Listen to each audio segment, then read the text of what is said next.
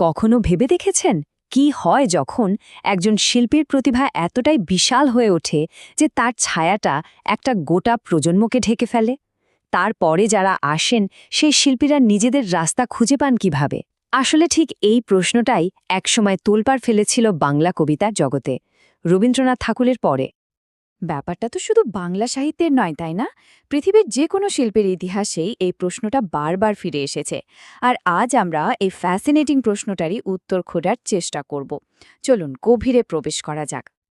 আর এই জটিল যাত্রাপথে আমাদের গাইড হিসেবে থাকছেন বুদ্ধদেব বসু এবং তার অসাধারণ প্রবন্ধ রবীন্দ্রনাথ ও উত্তরসাধক।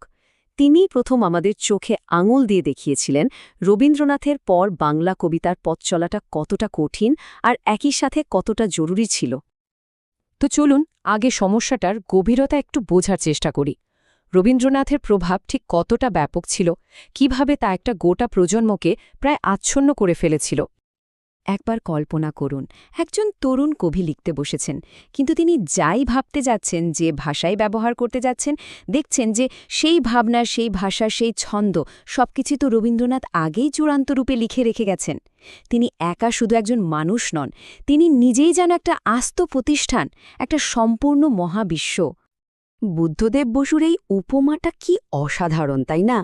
এটা তখনকার কবিদের অসহায় অবস্থাটা একেবারে পরিষ্কার করে দেয়। মানে অবস্থাটা একবার ভাবুন, রবীন্দ্রনাথকে এড়িয়ে চললে আপনি বাংলা কবিতার মূল ধারা থেকেই ছিটকে পড়বেন, আবার তাকে অনুসরণ করতে গেলে নিজের পরিচয় হারিয়ে ফেলবেন। এক কথায় এক অসম্ভব পরিস্থিতি।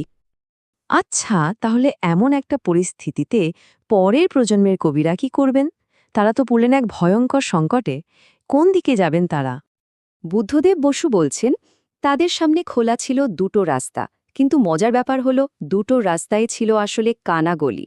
প্রথমটা হলো অনুকরণ, কিন্তু রবীন্দ্রনাথের মতো করে লেখার চেষ্টা করলে সেগুলো হয়ে উঠছিল বড়জোর একটা ফ্যাকাশে নকল, একটা দুর্বল প্রতিধ্বনি। আর দ্বিতীয় পথটা সরাসরি বিদ্রোহ। কিন্তু এখানেও একটা সূক্ষ্ম ফাঁদ ছিল। আপনি যখন কারো বিরুদ্ধে বিদ্রোহ করেন, তখনও কিন্তু আপনার আলোচনার কেন্দ্রে সেই মানুষটিই থেকে যায়। মানে রবীন্দ্রনাথকে ঘিরেই আবর্তিত হতে হচ্ছে। তাহলে উপায়টা কি? এই চক্রব্যূহ থেকে বেরোনোর কি কোনো পথই খোলা ছিল না?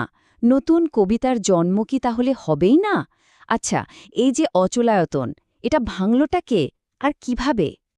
আর ঠিক এখানেই গল্পটা একটা জবরদস্ত মোড় নেয়। এমন একজন কবি এলেন যিনি এই দুটো পথের ধারই ধারলেন না। তিনি নিজের জন্য একেবারে একটা নতুন রাস্তা তৈরি করলেন। বুদ্ধদেব বসুর মতে এই সংকটমোচনের কাজটা যিনি করেছিলেন, তিনি আর কেউ নন, আমাদের বিদ্রোহী কবি কাজী নজরুল ইসলাম। তিনিই হয়ে উঠলেন প্রথম সার্থক উত্তরসূরি। কিন্তু কিভাবে নজরুল এটা করলেন কিভাবে? দেখুন, তিনি রবীন্দ্রনাথকে নকলও করেননি, আবার তার বিরুদ্ধে গিয়ে বিদ্রোহের ঝান্ডাও তোলেননি। কারণটা খুব সহজ, আবার খুব গভীর। নজরুলের জগৎটাই ছিল আলাদা। তার কবিতার যে রসদ, তার জীবন, তার লেখার বিষয় সব কিছুই ছিল রবীন্দ্রনাথের চেনা জগতের বাইরে। তিনি বাংলা কবিতায় এমন এক আগুন আর তেজ নিয়ে এলেন যা আগে কেউ কখনো দেখেনি। আসলে বুদ্ধদেব বসু ঠিক এই পয়েন্টটাই ধরিয়ে দিয়েছেন। নজরুলের যে স্বাতন্ত্র্য, সেটা কিন্তু কোনো প্ল্যান করে করা বিদ্রোহ নয়। ওটা ছিল তার জীবনের একটা স্বাভাবিক বহির্প্রকাশ। তার জীবন আর কবিতা মিলেমিশে একাকার হয়ে গিয়েছিল। আর ঠিক এই কারণেই তার লেখা এতটা খাঁটি, এতটা জোরালো হতে পেরেছিল। আর নজরুলের দেখানো এই নতুন পথ, এটা কিন্তু শুধু তার একার সাফল্যের গল্প হয়ে রইল না, এটা আসলে বাংলা কবিতার জন্য একটা নতুন যুগের দরজা খুলে দিল। এই ব্যাপারটা কিন্তু খুব ভালো করে বুঝতে হবে। পরের প্রজন্মের কবিদের লড়াইটা রবীন্দ্রনাথকে সিংহাসন থেকে সরানোর লড়াই ছিল না। এটা ছিল তার সাম্রাজ্যের পাশে নিজেদের ছোট ছোট নতুন রাজ্য গড়ে তোলার লড়াই। রবীন্দ্রনাথ তার জায়গায় সম্রাট হয়েই রইলেন, কিন্তু তার চারপাশে জন্ম নিল আরও অনেক নতুন স্বর, নতুন ভুবন। আর তার ফলে বাংলা কবিতার জগৎটা হয়ে উঠল অনেক বেশি সমৃদ্ধ, অনেক বেশি বৈচিত্র্যময়। আর এখান থেকেই কিন্তু একটা দারুণ জিনিস বোঝা যায়, শিল্পের এগিয়ে চলার জন্য এই ধরনের সংকট, এই দ্বন্দ্বগুলো আসলে কতটা দরকারি।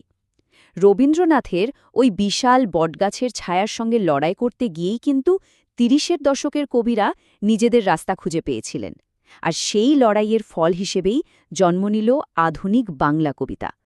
তাহলে মূল কথাটা কি দাঁড়ালো? আসল মৌলিকত্ব কিন্তু অতীতের সঙ্গে সরাসরি যুদ্ধ করে আসে না, যেমনটা নজরুল দেখিয়েছিলেন। তিনি রবীন্দ্রনাথের সঙ্গে লড়তে যাননি, তিনি বরং এমন একটা জগৎকে বাংলা কবিতার সঙ্গে পরিচয় করিয়ে দিলেন যে জগৎটা রবীন্দ্রনাথের কাছেও হয়তো অজানা ছিল। আর এটাই ছিল তার সাফল্যের মূল মন্ত্র আর পরের প্রজন্মের জন্য সবচেয়ে বড় শিক্ষা। বুদ্ধদেব বসুর এই পুরো আলোচনাটা শেষ পর্যন্ত আমাদের একটা খুব বড় প্রশ্নের সামনে এনে দাঁড় করায়। নতুন কিছু সৃষ্টি করার জন্য কি সবসময়ই অতীতকে ভেঙে চুরে এগিয়ে যেতে হয়, নাকি অতীতের পাশে দাঁড়িয়েই নিজের একটা আলাদা জগৎ তৈরি করে নেওয়া সম্ভব? প্রশ্নটা রইল।